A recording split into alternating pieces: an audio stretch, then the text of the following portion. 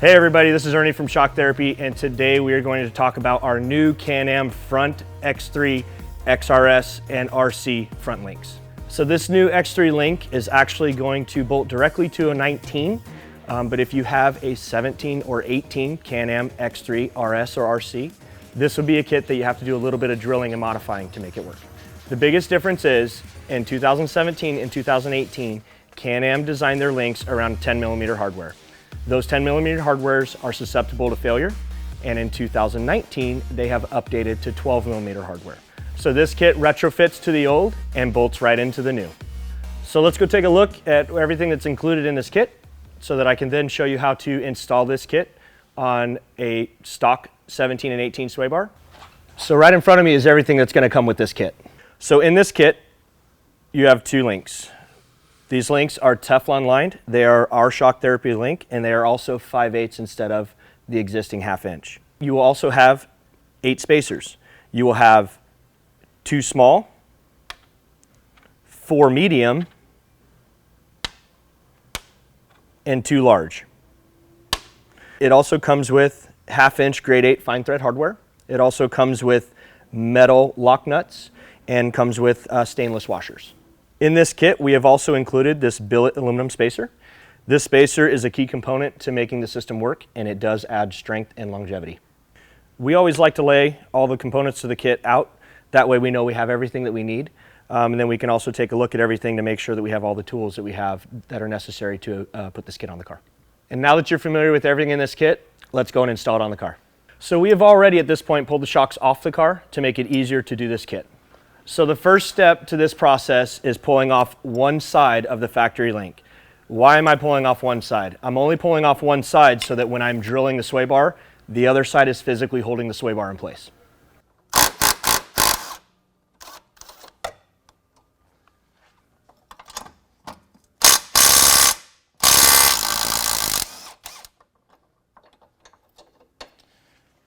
Okay, so now that I have the factory link off, it is very important that you get inside the factory arm here and you pull out the nut and the washer. It will be impossible to drill with that washer in there. So now that I removed the factory link, I'm going to show you the steps in which to drill not only the sway bar but the arms. To do this new upgraded kit that we are presenting you, you're going to have to drill these out to 1/2 inch. 1/2 inch drill bit, drill. I also like to drill this slow. A lot of people use oil and stuff too. It's going to be entirely up to you. WD-40 is not a bad idea. Let's see how it drills without.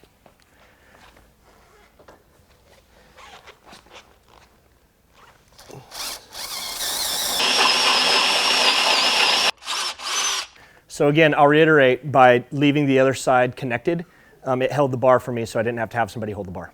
So after drilling the sway bar, our next step is to actually drill the arm.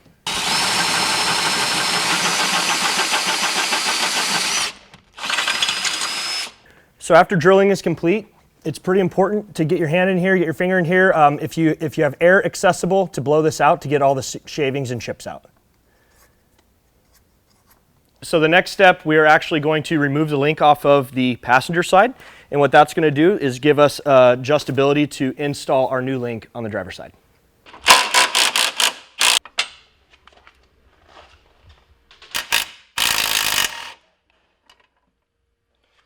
Now the next step with installing these links on your car is we have to actually get the links to the correct length. Now I'll give you a little cheat here, but if you were to measure the leading edge of this ball to the outside edge of this ball, that'll actually give you center to center location.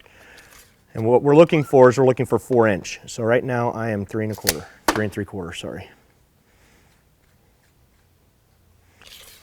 So by measuring the face of this ball and the back side of this ball, I'm looking at 4 inches. Okay, looking good. After that, we just do a 1/4 turn out. Run the jam nut down. We're going to leave this loose. It's just going to be touching. We're going to leave this loose because at the end is when we'll actually tighten this system up. Since we're already here, we can go ahead and measure the other side to 4 inches as well.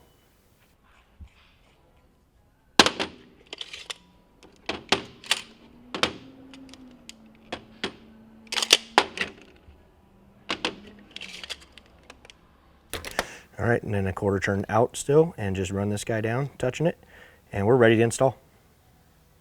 Okay, now real quick, I want to talk to you about the benefits of this aluminum spacer that we have added to this kit. So those of you may know, there are multiple ways that factory links can actually fail. We've seen factory links physically come apart. We've seen the bolt on itself actually shear, and we have also seen this welded washer pull out of the arm. This welded washer pulls out of the arm because it sees an extreme level of stress and torque. So what we have done is we have machined an aluminum spacer that actually goes in through the arm, and it dispersed the load that is actually sitting on this washer. By dispersing this load, you are no longer going to have failures to this back side of this arm. You're not going to have welds that snap and arms that break and have to be replacing arms. And you're going to get an actual true torque value, and it's going to be not technically double shear, but it will be added sheared strength. Okay, so the next step to this process is actually installing the link on the car. I know this might sound redundant, but we are going to touch on the spacers again. The reason we are going to touch on the spacers again is it is imperative that they do get to the correct location. In this kit, you have this upper bolt, you have what I'm calling a small spacer, and you have a medium spacer. Those actually go on the top of the link. Then you have your link, and you have another medium spacer, and you have a large spacer. If you look, the medium spacer and the large spacer do resemble each other, but the large one is actually has a thicker shoulder on it. And then from there, you have your lower bolt with this billet aluminum spacer. Okay, so now that we addressed that, we can go ahead and grab this link and install it on the car. Okay, so a couple quick things. These spacers that we talked about earlier, it is important that you get them put in the right location. Also, this link has to go with the rod end facing down, basically the male portion of the rod end facing down and the female portion on the top.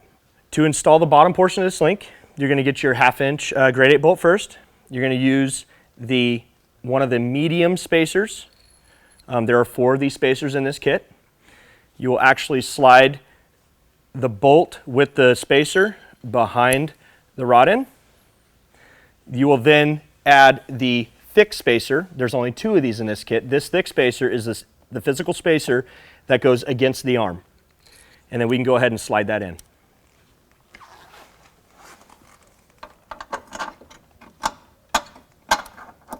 So if you look from the side, I have 1 medium spacer on the outside, no washer between the head of the bolt and the spacer, and I have 1 large spacer there. Next, we are going to slide in our aluminum spacer. And as you see, as you put that spacer in there, it really tightens up this whole arm. And there's just enough room for a stainless washer and a nut. So I'm actually going to leave this loose right now until I get this upper bolt placed with all the spacers to go through the rod end. Now on top, you have your smallest spacer. That spacer goes on the bolt first. And again, no washer, it is head to spacer. That will then go through the rod end. Then your last spacer remaining for this side is another medium spacer. This is the identical spacer as the lower outer. That'll go on next. So now it's time to install the top bolt into the link now that we have all of our spacers correct. And I'm just going to loosely put the nut and washer on the bolt. Okay, so at this moment we already have the driver's side link installed. It's important that when you tighten this stuff that you do use a little bit of red Loctite between the nut and the bolt. And then your torque value for this is also 110 foot-pounds.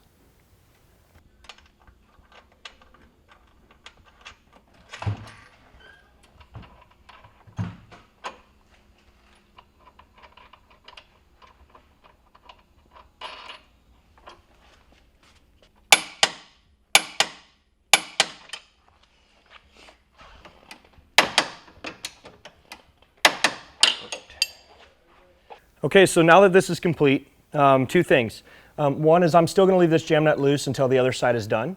And the reasoning for me tightening up all this hardware on this side and completing it is that now this link is holding the bar for the other side for the drill process.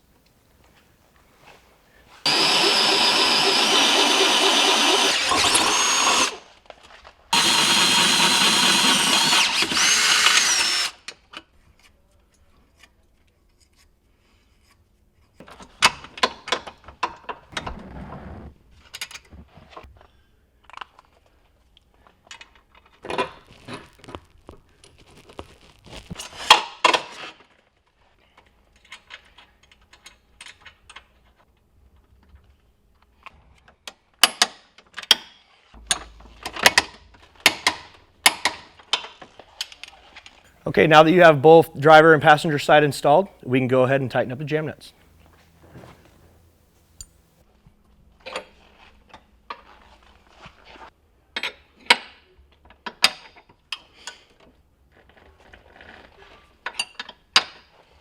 So now you can throw the shocks back on the car and your installation is complete.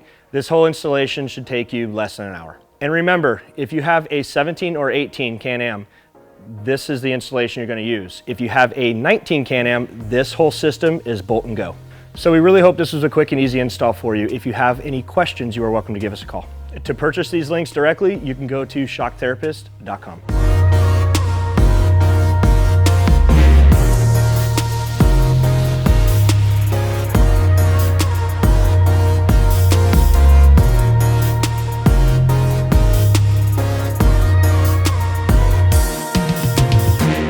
Hey everyone, it's Ernie from Shock Therapy, and today we are going to talk about our new Can-Am links for the front of X3 XRS. This spacer is a key component to making this very strong and having longevity to it. Okay, so now that this install is completed, that one up. At this time, all you have to do is install the shocks, and this car is done. So now that the jam nuts are tight, let me trip over this wheel. I don't like him being in here. I don't like it. I don't like it. No, everything was going smooth until you walked in here. I did it on purpose.